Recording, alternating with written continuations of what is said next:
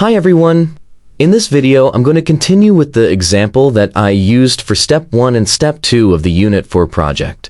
So that's 5 samples from Utah, 5 samples from Spain, and 1 root for the tree, which is the original genome that was sequenced for COVID-19, for the coronavirus genome. What I'm going to do is I have already given you this example script to show you Step 3 of the Unit 4 project on Canvas. I'm going to walk through each step of the code and just explain what it does and how you're going to change it for your individual tree that you downloaded from NCBI virus. So the first thing we need to do is load the library. You may have already installed this on your computer, and so if you're working locally on your computer and not in our Studio Cloud, you probably won't have to reinstall it. But if you have not used 8 before, you would go to Tools, Install Packages. Because this is a tool that is not available from Bioconductor, it's available from Crane. And we would type 8 and install. I don't need to do that because I have already installed it, so I will simply load the library by running library. Now I'm ready to read in my tree. I've changed my tree name to be example.nwk. Yours will most likely be tree.nwk. It's a Newick file, and you're going to want to make sure that you have this file in your folder. So you can see I have a couple of different tree files here, but example.nwk is in my folder. So you can download my example, make sure the script runs, and then you can change it for your individual tree. So I'm going to load the tree. And we can see it loads as a new type of data. So this is not a data frame, it's a list. And each element of the list we can refer to with the $, sort of like a column in a data frame. And we have edge length, number of nodes, tip label. And the reason to use a list is each of these elements, unlike a column in a data frame, is a different data type and a different length. So edge, there are 20 edges. There are 20 edge lengths. Number of nodes is just a single number because there are 10 different nodes in this tree.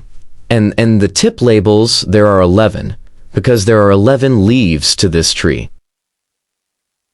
The tree that you set up using FluBlast will determine what the root is based on the order that you select them.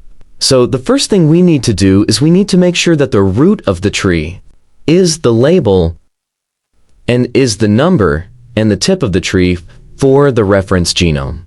So we can do that in a couple different ways. The first thing that I'm going to do is on the console, I'm just going to type tip, my tree, $, tip.label, so I can see what all the labels are.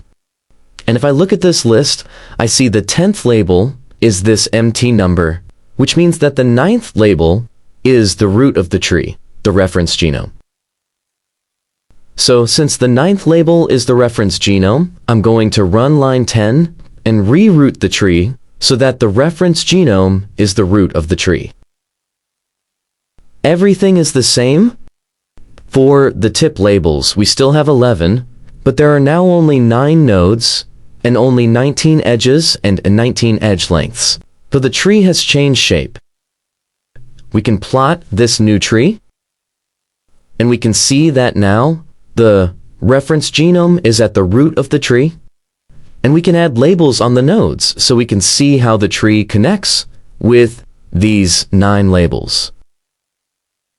We can also change the coloring of the tree, so we can make it so that the edges have different colors. I'm setting them all to gray to start, but you're welcome to change any individual edges when you're doing your final plot for your report.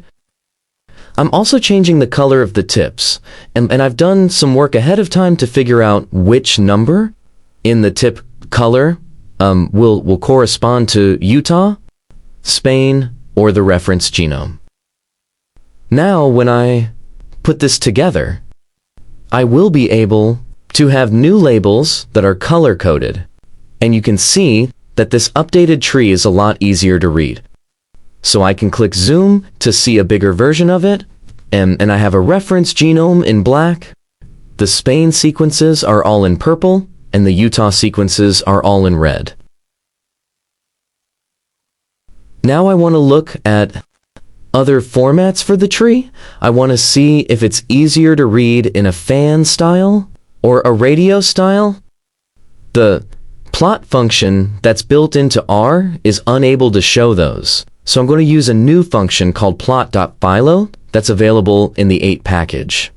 So when I run line 42, I can see the fan style, and this I think is a little bit easier to read. It shows the root as the reference, and we can see the relative distance. We can tell right away that the Utah March 7th is the furthest sequence from the reference genome. We can also look at the radial style tree. This is a similar organization to the fan style tree. Instead of being circular, it comes out at sharp angles. But you can also see that there is a clustering of these Utahs, these 3 Utahs, a clustering of these 2 Spains, and those relationships are going to be something that we're able to visualize. But mathematically, in the next part of the project, when we calculate the distances, put each of these leaves of the tree from the reference.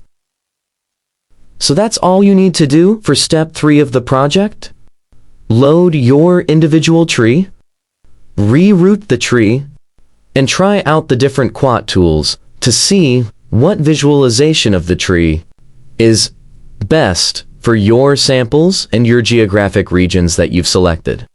I hope this video helps you move forward on the Unit 4 project.